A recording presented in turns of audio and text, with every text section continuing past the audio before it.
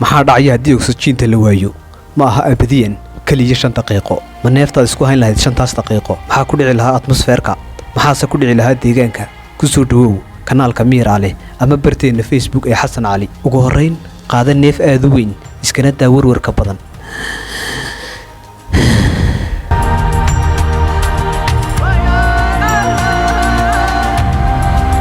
ma qaadatay ka waran sida ay u macaan tahay oksijiinta aynu qaadanaa waa 120% hawooyinka kamid ah 87 waa nitrogen halka 100% hanla uu yahay carbon haddii oksijiinta la waayo ma jirayaan geedo xayawaan iyo dad dhammaantood waa ay dhimanayaan haddii 5 daqiiqo ay oksijiintu yar istaagto dhammaanba waxa burburaya daaraha dhaadheer sababtoo ah dhismayaashu waxay ka kooban yihiin particles yaryar partikaladana waxa isku haya oksijiinta haddaba haddii oksijiintu 5 daqiiqo yaraha kato 5 daqiiqo ayay dunida oo dhan isku bedelaysaa mid lama degaan ah oo aad u foolxun dayuuradaha ayaa soo dhacaya dayax gacmeedyada hawada taagan ayaa soo dhacaya wax kasta oo hawada ku maqan ayaa si daran dhulka ugu soo dhacaya intaas kadib shay waliba waa uu ka duulaya halka uu joogo waxaana hal mar istuqaynaya waxa dunida ku uuman oo idil sidoo kale falaadhaha qorraxda ayaa si daran wax u gubaya haddii si oksijiinta la waayo ma jiri doono wax dab oo wax lagu karsadaa baabuurtu ma noqon doonaan kuwa shaqeeya